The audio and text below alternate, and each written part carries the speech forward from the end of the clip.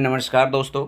आज देखिए कि क्राउन आप लोग देखे होंगे कि क्राउन एक जैसे लूसेंट बुक होती है ना, उसी तरह से क्राउन बुक बहुत इंपॉर्टेंट हो गया है आज के डेट में।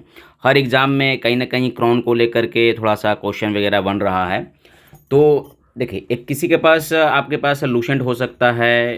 ठीक है, लूसेंट भी बहुत अच्छी बुक है, जो ऑब्जेक्टिव का बुक है ना वो भी बहुत अच्छी बुक है।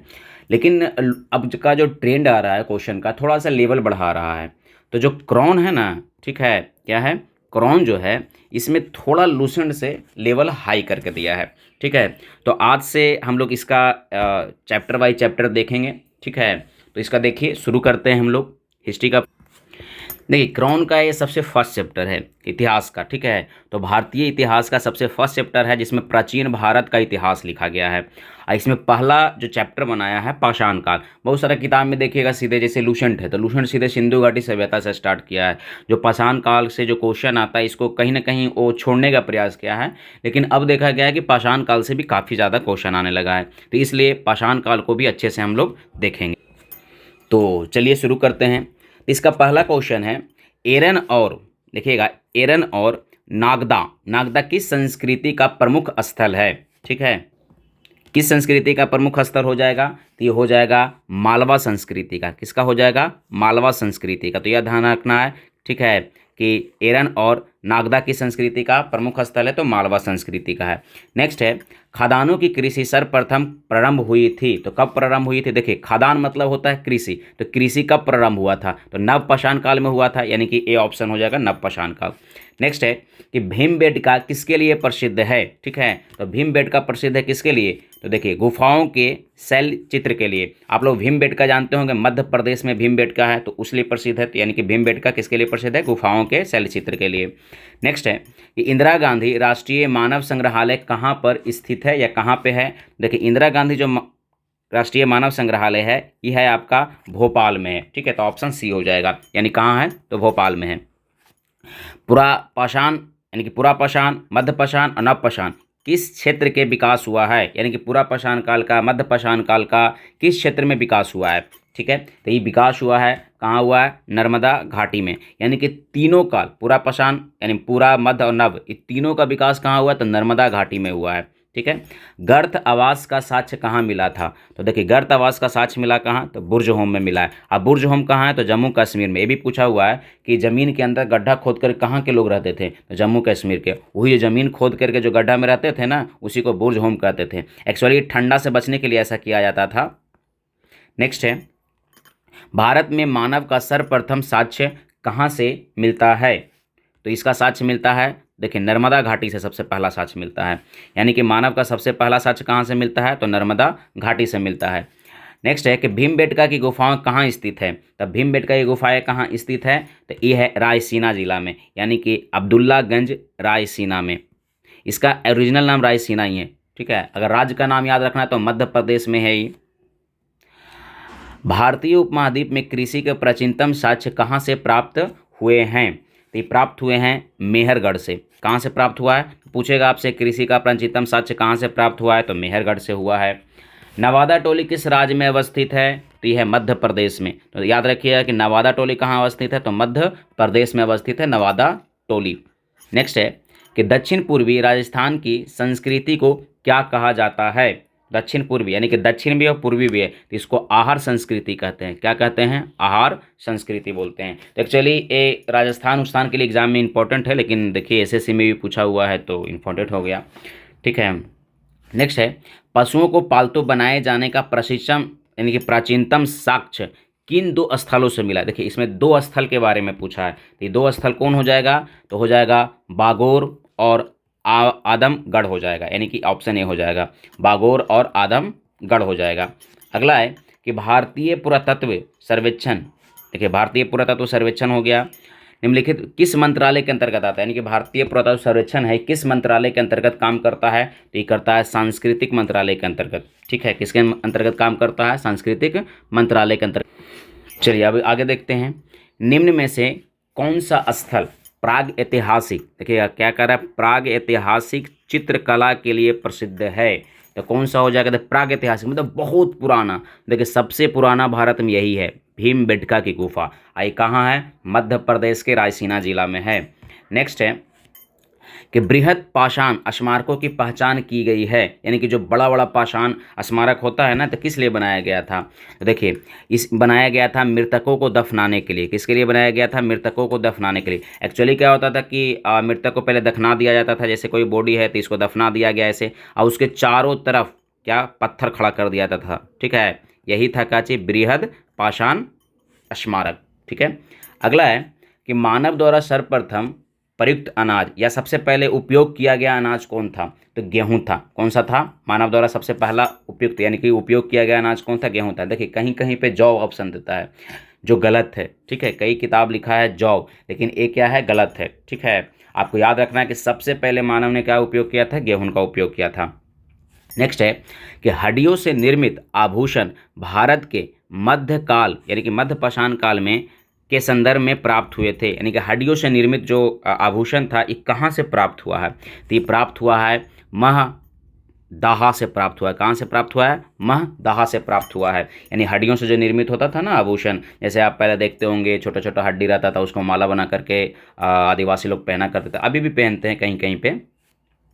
नेक्स्ट है कोपेनहेगन संग्रहालय की सामग्री से पाषाण, कांस्य और लौह युग की त्रियुगीन विभाजन किया गया, यानी कि कोपेनहेगन। ठीक है, यहाँ से क्या किया गया है? पाषाण संस्कृति, कांस्य संस्कृति और लौह संस्कृति को अलग अलग विभाजन किया है। तो ये किसने किया है? ये पूछ रहा है क्वेश्चन में। तो ये किया है थॉमसन ने किया है। कौन किया है? थॉमसन ने किया है। उस स्थल का नाम बताइए जहां से प्राचीनतम अस्थायी जीवन का प्रमाण मिला। देखिए क्या कर रहा है? प्राचीनतम अस्थायी जीवन का प्रमाण मिला है। तो प्राचीनतम अस्थायी जीवन का प्रमाण कहाँ से मिल सकता है? ठीक है, तो मेहरगढ़ से मिलता है। अब मेहरगढ़ से क्यों मिला है? जैसे आप लोगों को पता होना चाहिए कि अस्थायी जीवन कब आवेगा। देखिए, पहले थे घुमंतु जीवन। ठीक है, घुमंतु जीवन मतलब आज यहाँ है तो कल कहीं और हो जाएगा, लेकिन मानव ने एक चीज़ खोज कर लिया जिसका नाम था कृषि। अब कृषि क्या है ना कि कृषि को आप छोड़ के नहीं जा सकते हैं। ठीक है, आपको उसको सेवा करना पड़ेगा, फसल को उत्पादन करना पड़ेगा, तो आपको 3 से 4 या 5 महीना रहना पड़ेगा वहाँ पर। अगर इसका ज़्यादा उत्पादन हो गया तो उसके रखने के लिए आप भंडार बनाइएगा। ठीक है, तो उसको छोड़ के तो जा नहीं सकते हैं। यानी कि जीवन में अस्थायी कब आ गया? नवपाषाण काल में। और कृषि का खोज भी कब हुआ था? नवपाषाण काल में। और कहाँ से कृषि का शुरुआत हुआ था? तो मेहरगढ़ से हुआ था। नेक्स्ट है कि गैरिक मृदभान, क्या गैरिक मृदभान पात्र का काल निम्नलिखित में से किसे माना जाता है? यानी गैरिक मृदभान जो है ना, इसका कहा जाता है OCP। इसका काल कब से कब तक माना गया है? तो इसका काल माना गया है 2000 से लेकर के 1500 ईसा पूर्व तक के। 2000 से लेकर के कितना? 1500 ईसा पूर्व तक के माना गया है। नेक्स्ट है, नेक्स्ट देखिएगा, नवपाषाण काल यानी कि नवपाषाण युग की समाप्ति के बाद सबसे पहले किस धातु का प्रयोग किया गया था? जब नवपाषाण काल समाप्त हो गया तो सबसे पहले कौन सी धातु का प्रयोग किया गया था? तो किया गया था तांबा का। ऐसे भी याद रखिएगा कि मनुष्य ने सबसे पहले, ठीक है, सबसे पहले कौन सा धातु का प्रयोग किया था? तो मनुष्यों ने तो तांबा का ही प्रयोग किया था। ये भी ध्यान रखना है आपको। अगला है कि प्रकाश, दैमाबाद और इमाम गांव किस संस्कृति का प्रमुख स्थल है? कौन कौन? प्रकाश हो गया, दैमाबाद हो गया और ईमान गांव किस संस्कृति का है? तो यह है जारवे संस्कृति का। डायरेक्ट पूछ देगा ऐसा ही कि दैमाबाद किस संस्कृति से संबंधित है? जारवे संस्कृति से। इमाम गांव तो जारवे संस्कृति से। इस तरह से पूछेगा आपसे। नेक्स्ट है कि ताम्रपाषाण काल में महाराष्ट्र के लोग मृतकों के घर के फर्श के नीचे किस तरह से रख कर दफना देते थे? जैसे देखिएगा, पहले हम लोग जैसे क्या करते हैं, कहीं बाहर ले जाके दफनाते हैं या जलाते हैं, लेकिन पहले के आदमी क्या करते थे कि घर में ही दफना देते थे। ठीक है, तो दफनाने के लिए क्या इस्तेमाल करते थे? यानी किस दिशा का? तो उत्तर दक्षिण का। अभी भी हम लोग देखिएगा कि दफनाने का काम भी उत्तरी दक्षिण में करते हैं। यानी कि सिर को किधर रखते हैं? उत्तर की तरफ रखते हैं। और पैर को किधर रखते हैं? दक्षिण की तरफ रखते हैं। नेक्स्ट है कि विंध्य क्षेत्र के किस शिलाश्रय से सर्वाधिक कंकाल मिले हैं? यानी कि कहाँ से कंकाल का सर्वाधिक मिला है कंकाल? तो ये है लेखैया। ठीक है, आगे देखिए कि निम्नलिखित में से किस स्थल से मानव कंकाल के साथ कुत्ते के दफनाने का? देखिए, मानव कंकाल के साथ कुत्ता को दफना देवल जाता था। ठीक है, तो कहाँ से दफनाने का ये साक्ष्य मिला है? तो ये मिला है आपको कहाँ से? बुर्ज होम से मिला है। कहाँ से मिला है? बुर्ज होम से मिला है। ठीक है, बुर्ज होम से। अब बुर्ज होम कहाँ रहता है जी? जम्मू एंड कश्मीर में रहता है। ठीक है, नेक्स्ट है कि निम्नलिखित में से किस एक पुरा स्थल यानी कि एक पूरा स्थल पाषाण संस्कृति से लेकर के हड़प्पा सभ्यता तक के सांस्कृतिक अवशेष का प्राप्त हुआ। यानी कि पाषाण संस्कृति का भी मिला है, हड़प्पा संस्कृति का भी मिला है, और मतलब और ज़्यादा संस्कृति का भी मिला था। कहाँ से मिला है? तो ये मिला है मेहरगढ़ से। आपको याद है मेहरगढ़ से कृषि का विकास हुआ था, साक्ष्य मिला था प्राचीनतम। ठीक है, इसी के बारे में पूछा है। नेक्स्ट है मिलाने वाला। ठीक है, अब देखिए इसका ऑप्शन जो है बी है। ठीक है, क्या ऑप्शन है? बी है। यानी कि ए में क्या हो जाएगा? 3 हो जाएगा। यानी जारवे संस्कृति कहाँ हुआ था? तो महाराष्ट्र में हुआ था। ठीक है, ऐसे इसको मिला सकते हैं आपकी। जारवे संस्कृति कहाँ हुआ था? तो महाराष्ट्र में हुआ था। अब बी में है 4, यानी मालवा संस्कृति कहाँ हुआ था? तो मालवा संस्कृति का कहाँ? तो मध्य प्रदेश में, पश्चिमी मध्य प्रदेश में है। अब कि आहार संस्कृति, अब देखिए आहार संस्कृति हम लोग पढ़ चुके हैं इसको। ठीक है, तो ये कहाँ हुआ था? पूर्वी राजस्थान के पास हुआ था। एक है प्रभास संस्कृति, ये देखिए गुजरात में हुआ था। जैसे अब क्या करने लगा ना क्वेश्चन में, जैसे पूछ देगा कि आहार संस्कृति कहाँ हुआ था या जारवे संस्कृति कहाँ हुआ था, इसको ध्यान देना है। फिर से एक बार देखिए, जारवे संस्कृति तो महाराष्ट्र में हुआ था, मालवा संस्कृति पश्चिम मध्य प्रदेश में हुआ था, आहार संस्कृति दक्षिण पूर्व राजस्थान में हुआ था, प्रभास संस्कृति गुजरात में हुआ था। ये थोड़ा सा आप लोग को याद रखना पड़ेगा। नेक्स्ट है, देखिए पूर्वी भारत का प्रमुख नवपाषाणी काल कौन है? यानी पूरा भारत का पूछ रहा था। पूर्वी भारत का एक ही है, चिरांद है। ठीक है, और चिरांद आपको बिहार में मिलेगा। कहाँ मिलेगा? तो बिहार। अब बिहार क्या है? पूर्वी भारत में ही आता है। ठीक है, आगे देखिए।